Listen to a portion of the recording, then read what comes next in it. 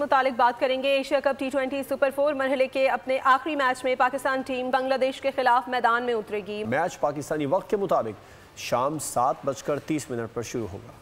भारत से पै दर पै शिकस्त, फैंस के दिल टूटे तो शाहीनों ने बुलंद परवाज का अज़्म किया। आयरलैंड के खिलाफ पाकिस्तानी बॉलर्स की सर्जिकल स्ट्राइक ने हवाओं का रुख ही मोड़ दिया। पाकिस्तानी टीम इवेंट के फाइनल में जगह की दावेदार और उम्मीदवार हो गई। ग्रीन शर्ट्स ने श्रीलंकन टीम को शिकस्त देकर विनिंग ट्रैक पर वापसी की। सुपर 4 मरहले के अपने आखिरी मैच में पाकिस्तान का सामना बांग्लादेश से होगा। पाकिस्तानी शेरों और रॉयल बंगाल टाइगर्स के दरमियान मार्के में खेल का हकीकी हुस्न अपने पूरे जोबन पर होगा। स्टेडियम में शायकीन खूब शोर मचाएंगे और खिलाड़ियों का लहू गरमाएंगे। फाइनल में जाने के लिए पाकिस्तान को हर सूरत बांग्लादेश को हराना होगा। इलेक्ट्रिक परफॉर्मेंस से ही इस ख्वाब को पूरा किया जा सकता है, जिसके लिए जारहाना अंदाज ही अव्वलीन शर्त है।